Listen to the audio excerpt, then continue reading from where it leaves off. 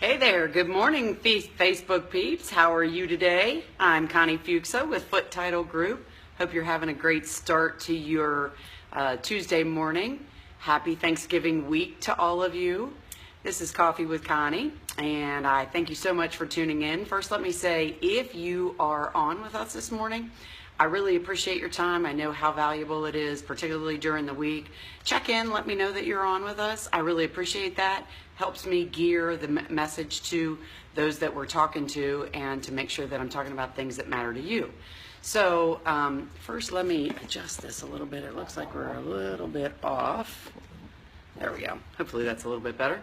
I think the sun's messing with the lighting a little bit. So thanks so much for tuning in. I appreciate your time. And if you're tuning in on the replay, thank you so much for your time too.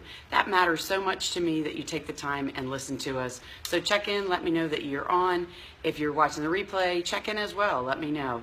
The other thing is if you want to make sure that you don't miss any of our Coffee with Connie presentations or broadcasts, just click the follow button on the bottom right. That'll help you get notified whenever we are actually online. And then lastly, please share. If you find the information that we're talking about valuable, I'd love for you to share with people that you know, because there are people that I can't get to. So today I want to talk to you for a few minutes about one of the things that happens, one of the questions we get all the time, and it's talking about why we close at certain times of the month. So as long as I've been doing this, which has been for a really long time, the end of the month is usually really busy in our industry. And the reason for that is because people, well, there's a lot of different factors, but the most important and particular reason that people usually close towards the end of the month is because of the cost. So all these things are going into the expense when you're buying a new piece of property or a new home, and including what those, all of the costs are, the mortgage costs, the title costs, the property, the down payment, the taxes, all the different things that you're paying when you purchase that new property. All of those costs get to be added together, and it sometimes can get a little overwhelming. So anywhere that you can consider adjusting what those costs would actually be would be things that you would be thinking about. So when we're talking about why people want to close at the end of the month, one of the things that comes into play is the interest on the mortgage that you're purchasing or that you're borrowing.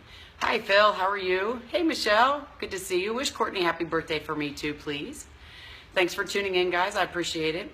So when you settle close to the end of the month, the mortgage interest amount that you have to pay for that mortgage that you're borrowing actually is a little bit less. And here's why.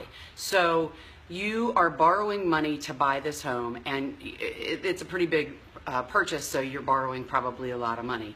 The interest rate that the lender charges you, they equate into a per day amount when you come to closing. And so when you come to closing, they determine how much you're going to pay from the day you go to closing until the end of the month when you make that very next mortgage payment.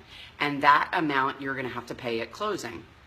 And so a lot of people choose to close closer to the end of the month because the amount of interest that they're actually going to pay at closing is a little bit less. Now, let me put that into a little bit of perspective for you, because just because you are going to close closer to the end of the month, your next mortgage payment, you actually skip a month before you make your next mortgage payment. So when you buy a property, they charge you the interest per day for the days that you borrowed the money in the month that you're in. So if you settle today, you're going to pay interest from today till the end of November at your closing. And that's a per day amount multiplied times how many days before the end of the month, how many days you're going to actually have borrowed that money. So that money you're going to owe at your closing, and then you actually skip a month before your first mortgage payment is due. And the reason for that is because the mortgage company can only charge you interest on money you've actually borrowed. So they charge you for the balance of the month at closing, and you have to pay that for the money that you're borrowing right now. But the next payment, they can't charge you interest until you've used the money. So you actually skip a payment, and your very next payment, so let's say you close today, that would be in our example, you closed in November, you have interest for the balance of this month, and then your next mortgage payment isn't until January 1st. And January 1st pays interest for December, because once you get through December, you've used their loan, then they charge you interest on that money. So on January 1st, you will pay 30 days of interest in that mortgage payment.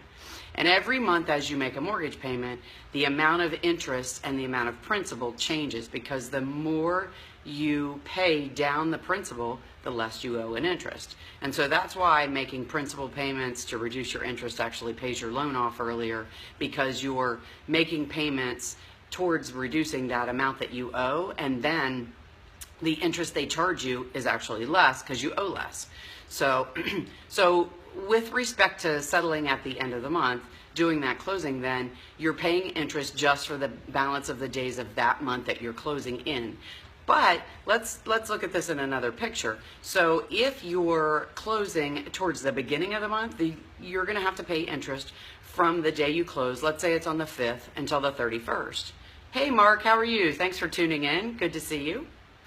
So let's say you're doing that, so that means you have 26 days of interest for the balance of, let's say it's November. You settled on the 5th, and your first mortgage payment would still be in January, but now you've paid that payment in, or paid all that interest in the beginning of November. So now you don't have a payment through most of November, all of December, not until January 1st. So settling closer to the end of the month gives you the ability to not have to come up with as much at closing. But what it does, depending on when you want to close, it allows you to stretch out when that first payment is due. So closer to the beginning of the month, you pay the interest at closing, but you have almost 2 months before you actually make that first mortgage payment. If you settle close to the end of the month, you pay interest for the balance of that month that you're in, then you skip a month, and then your first mortgage payment's due. So you get one month before you have to make that first payment. The likewise is true when you actually go to sell that property, and you will see your payoff statement from that lender that says this is the amount that you actually owe, and you may see a lot of interest on there, and you may say, well gosh, I'm up to date on my payments, why would there be so much interest on there? So that's when you are going to catch up that extra month that you got to skip when you pay that loan off. So let's say on the reverse side, you're actually selling today, and the lender that you're paying off is charging you interest for all of this month of November up until today. And so on that statement, you're going to have all of that interest, but your last payment that you made was November 1st. November 1st actually paid interest for October, so you still owe them interest for all of November. Let's say, in that same scenario, you actually closed the beginning of December, and you were advised not to make your November payment because it was going to be really close. So let's say we settled on December 2nd. So when that payoff statement comes to the title company to do that closing for you, and you made your last payment October 1st, there's still going to be interest owed for all of November, and your November payment would have paid October's interest. So you're going to owe interest from October 1st all the way till December 2nd. So you're actually going to owe like a month and a half of interest. Well, actually probably 2 months of interest. So first of all, know that you catch up that month that you're skipping when you first get your mortgage. And when you go to pay that loan off, remember that the mortgage payment that you pay pays interest for the month previous. So it doesn't pay interest for the month that you're in. So if you make a November payment, it pays interest for October. It does not pay interest for November. So make sure when you go to closing, you're up to date on your payments, because lots of reasons. One, obviously, you're going to have a whole lot of interest to pay for at your closing. Two, you don't want to get in arrears if for some reason the closing gets held up. Maybe there's something that needs to be adjusted with the new mortgage for the new purchaser, or maybe something comes up with the home, those types of things. You want to make sure that you don't run into any snags and that mortgage interest gets in arrears.